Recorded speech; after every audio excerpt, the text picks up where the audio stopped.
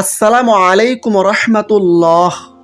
প্রিয় দর্শক, দিনে বা রাতে যে কোনো সময় গুরুত্বপূর্ণ ফজিলতপূর্ণ তিনটি আমল করুন, যার বিনিময়ে আমল নামায় অসংখ্য পরিমাণে নেকি যুক্ত হবে। আল্লাহ তাআলা আপনার প্রতি সন্তুষ্ট হয়ে যাবেন। জীবনের সমস্ত গুনাহখাতা মাফ হয়ে যাবে, দুশ্চিন্তা পেরেশানি দূর হয়ে যাবে, অভাব অনটন থেকে মুক্তি পাবেন। গায়েবীভাবে আল্লাহ তাআলা সাহায্য করবেন ইনশাআল্লাহ। দর্শক, আমলগুলো সম্পর্কে বিস্তারিত আলোচনা করব, সুতরাং গুরুত্বপূর্ণ ভিডিওটি না টেনে সম্পূর্ণ দেখুন এবং উপকারী মনে হলে প্রিয়জনের কাছে বেশি পরিমাণে শেয়ার করুন।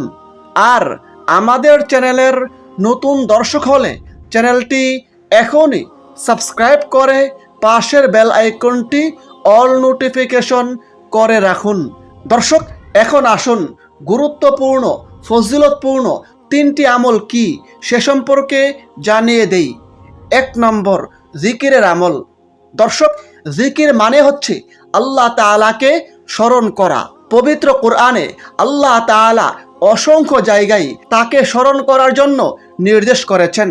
আল্লাহ তাআলা পবিত্র কোরআনে বলেন, তোমরা আল্লাহকে অধিক পরিমাণে স্মরণ করবে যাতে সফলতা অর্জন করো।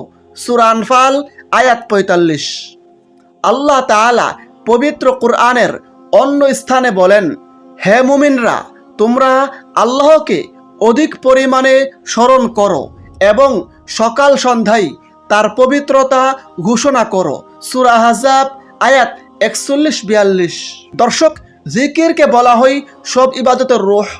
যারা আল্লাহর জিকির থেকে গাফেল থাকে তাদেরকে মৃত ব্যক্তির সঙ্গে তুলনা করেছেন স্বয়ং আল্লাহর রাসূল সাল্লাল্লাহু আলাইহি সাল্লাম।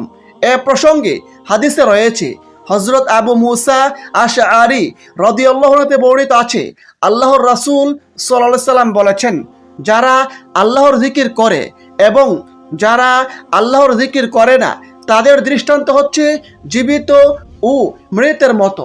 অর্থাৎ যারা আল্লাহর জিকির করে তারা জীবিত এবং যারা আল্লাহর জিকির করে না তারা মৃত। হাদিসটি বুখারী শরীফে বর্ণিত হয়েছে। হাদিস নম্বর 6407। আল্লাহ তাআলা পবিত্র কোরআনে বলেন, যে ব্যক্তি আমার স্মরণে বিমুখ থাকবে অবশ্যই তার জীবনযাপন হবে সংকুচিত এবং আর তাকে কিয়ামতের দিন উঠাবো অন্ধ করে। সূরা তাহা আয়াত 124। দর্শক, কোরআন হাদিসে অনেক জিকির রয়েছে। সেই সকল জিকির থেকে যে কোনো জিকিরের আমল করতে পারেন। তবে আজকের এই ভিডিওতে আমি আপনাদেরকে খুবই গুরুত্বপূর্ণ ফজিলতপূর্ণ 2টি জিকির সম্পর্কে জানিয়ে দিচ্ছি। 1 নম্বর, সুবহানাল্লাহর জিকির। হাদিসে রয়েছে, যে ব্যক্তি 100 বার সুবহানাল্লাহ পড়বে বিনিময়ে আল্লাহ তাআলা তার আমল নামায় 1000 নেকি দান করবেন অথবা তার আমল নামা থেকে 1000 গুনাহ মাফ করে দিবেন। সুবহানাল্লাহ। এ প্রসঙ্গে হাদিসটি বর্ণিত হয়েছে মুসলিম শরীফে।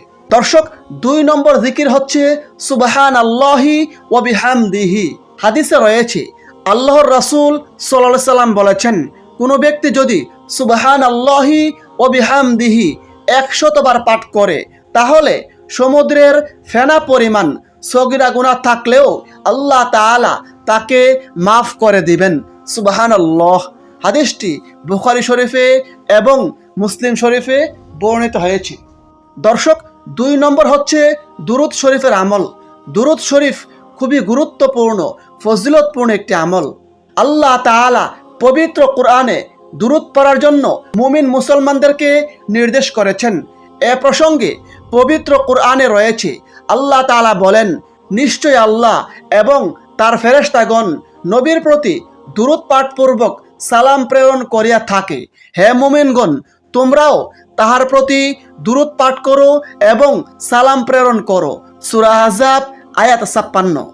তাছাড়া হাদিসে রয়েছে, আল্লাহর রাসূল সাল্লাল্লাহু আলাইহি সাল্লাম বলেছেন, তোমরা আমার উপর অধিক পরিমাণে দুরূদ পাঠ করো, কেননা তোমাদের দুরুদ আমার সম্মুখে পেশ করা হয়। সুবহানাল্লাহ। হাদিসটি আবু দাউদ শরীফে বর্ণিত হয়েছে, হাদিস নম্বর 1047। অপর হাদিসে রয়েছে আল্লাহর রাসূল সাল্লাল্লাহু আলাইহি সাল্লাম বলেছেন, যে ব্যক্তি আমার উপর একবার দুরূদ পাঠ করবে, বিনিময়ে আল্লাহ তাআলা তার প্রতি 10টি রহমত নাজিল করবেন, তার 10টি মর্যাদা বৃদ্ধি করবেন, তার আমলনামায় 10টি নেকি দান করবেন এবং তার আমলনামা থেকে 10টি গুনাহ মাফ করে দিবেন। সুবহানাল্লাহ। তাই অবশ্যই বেশি বেশি পরিমাণে রাসূলের প্রতি দুরূদ পড়ার চেষ্টা করুন। সেক্ষেত্রে আপনি যে কোনো দুরূদ শরীফ পড়তে পারেন। তবে আজকের এই ভিডিওতে আমি আপনাদেরকে খুবই গুরুত্বপূর্ণ ফজিলতপূর্ণ একটি দুরূদ শিখিয়ে দিচ্ছি। আপনারা চাইলে এই দুরূদ শরীফটি পড়তে পারেন। আল্লাহুম্মা সল্লি আলা মুহাম্মাদিন আবদিকা ওয়া রাসূলিক ওয়া আলাল মুমিনিনা ওয়াল মুমিনাত ওয়াল মুসলিমিনা ওয়াল মুসলিমাত। আল্লাহুম্মা সল্লি আলা মুহাম্মাদিন আবদিকা ওয়া রাসূলিক ওয়া আলাল মুমিনিনা ওয়াল মুমিনাত ওয়াল মুসলিমিনা ওয়াল মুসলিমাত। দর্শক, 3 নম্বর ইস্তেগফারের আমল। ইস্তেগফার খুবই গুরুত্বপূর্ণ, ফজিলতপূর্ণ, দামি একটি আমল। ইস্তেগফারের মাধ্যমে আল্লাহ তাআলা বান্দাকে অসংখ্য নিয়ামত ও পুরস্কার দিয়ে থাকেন। ইস্তেগফারের বিনিময়ে আল্লাহ তাআলা বান্দার প্রতি সন্তুষ্ট হয়ে যান, বান্দার জীবনের সমস্ত গুনাহ খাতা মাফ করে দেন। আল্লাহ তাআলা বান্দার দুশ্চিন্তা পেরেশানি দূর করে দেন, বিপদ মুসিবত থেকে মুক্তি দান করেন এবং ইস্তেগফারের মাধ্যমে আল্লাহ তাআলা বান্দাকে গায়েবীভাবে রিজিক দান করেন। আল্লাহ তাআলা পবিত্র কুরআনে বলেন, তোমরা ইস্তেগফার করো, ক্ষমা প্রার্থনা করো আল্লাহর কাছে, আল্লাহ ক্ষমাশীল পরম দয়ালু। সূরা মুজাম্মিল আয়াত 20। আল্লাহ তাআলা পবিত্র কুরআনে বলেন, তোমরা আল্লাহর কাছে ইস্তেগফার করো, ক্ষমা প্রার্থনা করো, নিশ্চয়ই আল্লাহ ক্ষমাশীল। সূরা বাকারা আয়াত 199। হাদিসে রয়েছে আল্লাহর রাসূল সাল্লাল্লাহু আলাইহি সাল্লাম বলেছেন, কোনো ব্যক্তি নিয়মিত বেশি বেশি পরিমাণে ইস্তেগফারের আমল করলে আল্লাহ তাআলা তাকে বিশাল 3টি পুরস্কার দিবেন। 1 নম্বর, আল্লাহ তাআলা তার সকল বিপদ আপদ দূর করে দিবেন। 2 নম্বর, আল্লাহ তাআলা তার দুশ্চিন্তা পেরেশানি মিটিয়ে দিবেন। 3 নম্বর, আল্লাহ তাআলা তাকে গায়েবীভাবে রিজিক দান করবেন, গায়েবীভাবে সাহায্য করবেন।